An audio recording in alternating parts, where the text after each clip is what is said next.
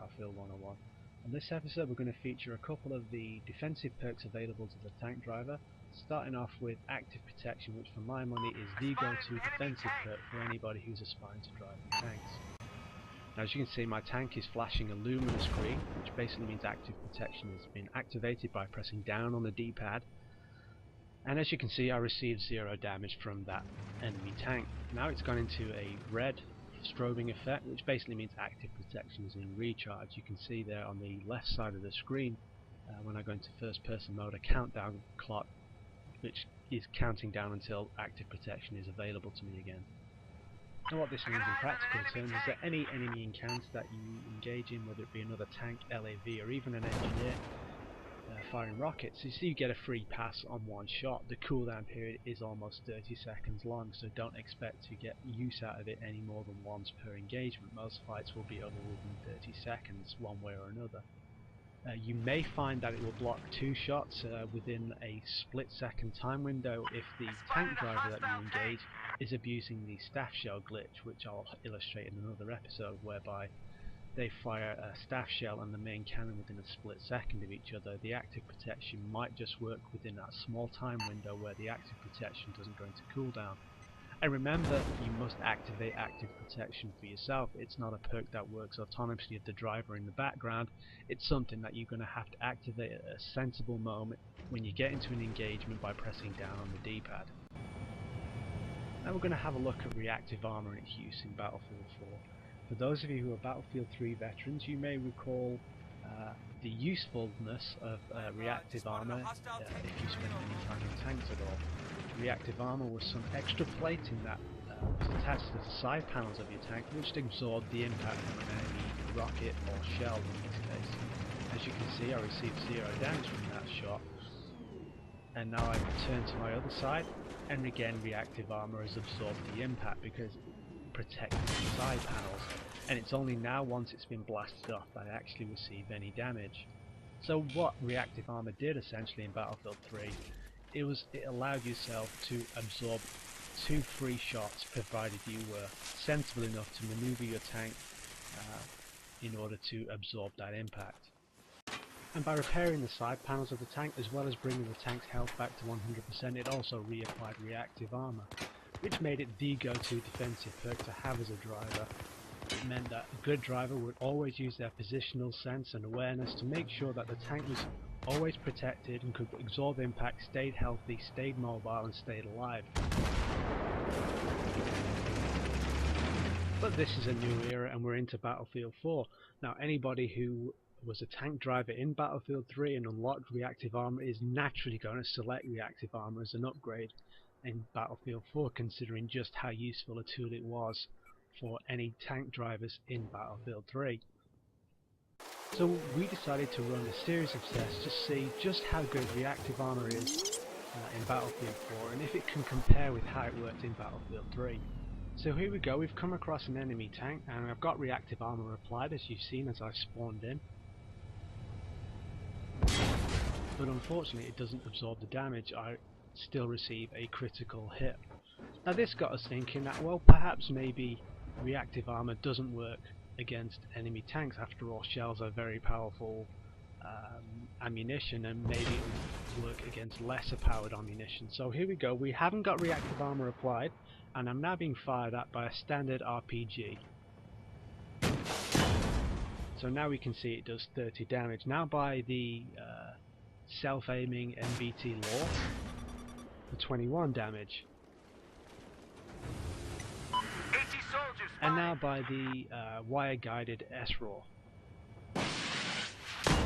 which does 26 damage, and by the lock-on javelin, I got eyes on an enemy AT soldier, which did 25. So just to show that we haven't cheated on this test, I allowed myself to be killed, so you can see when I respawn in again that I apply Reactive Armour, and we'll compare the damage output with what the tank managed to sustain without Reactive Armour applied against what it will now that Reactive Armour has been applied to my tank. So first up we have a javelin. If you recall, it did 25 damage when Reactive Armour wasn't on the tank. It still does 25. Next up we have the MBT War, did 21 damage, still does 21 damage. And oddly enough, on our last two rocket jet selections that we tested, the RPG, which did 30 damage when I didn't have reactive armor, does 34 damage. And the last rocket we tested, which was the S-Raw, which did 26 damage without reactive armor, does 34 damage with reactive armor applied. For the next test we wanted to try just to see if there was any benefit from reactive armor in Battlefield 4 was against the attack choppers. This chopper is loaded with a full complement of Zuni rockets, which is fired into the side, and as you can see dropped me down to 17 health. So we got back to the loadout screen, and now I'm going to apply the reactive armor because that last barrage was without reactive armor. And again, a full complement of Zuni rockets are going to be fired into the side plating of the tank. This time it drops me down to 22 health, which didn't give me an awful lot of benefit there from the reactive armor.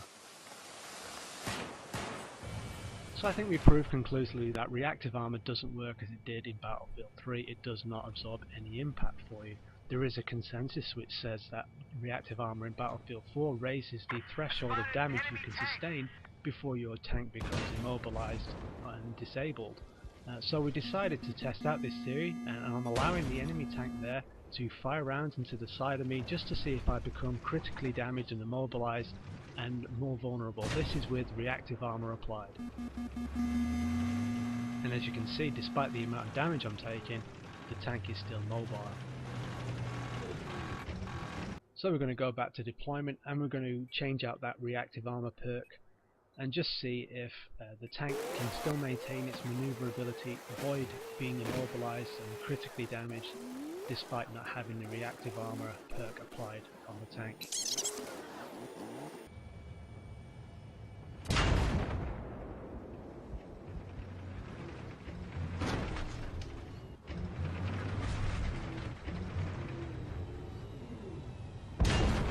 So despite the fact that we're now down to 50% of our health, this tank still has full capacity. It's not damaged enough to warrant being immobilized or critically hit. In fact, this next shell which we sustain takes us into the red zone, and despite being extremely vulnerable in a pretty bad state, we still have full maneuverability and operating capacity. So we decided to test out the rear plating on the tank and allow ourselves to be shot in the most vulnerable section, which is the rear of the tank.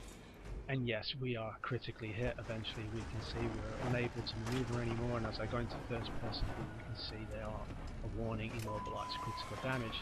So if you remember, that is without reactive armor. If I apply reactive armor, can I sustain that amount of damage in the rear of the tank and yet still maintain full operating capacity? Well, I'm going to reapply reactive armor and see if that's the case. So now that reactive armor is applied, we're going to see if it can prevent us from being immobilized with another shot into the rear of the tank. And again it fails. As you can see, as I go into first person view mode, we are still immobilized and critically damaged despite having the reactive armor perk applied. So at this point, my own personal opinion of reactive armor in Battlefield 4 is it's pretty damn useless. Not only does it not absorb damage for you as it did in Battlefield 3, but there doesn't seem to be any evidence that it raises the threshold at which you can avoid being critically damaged or being immobilized. However, within the same upgrade tree there is the options of taking a perk which, despite the fact that it doesn't offer you any defensive capabilities of reactive armor ought to, will certainly improve your offensive capabilities. So that's it for this edition of Battlefield 101. On the next edition we'll have a look at some of the more offensive perks you can select for your tank. I hope you've enjoyed this one, and I'll see you on the next edition of Battlefield 101.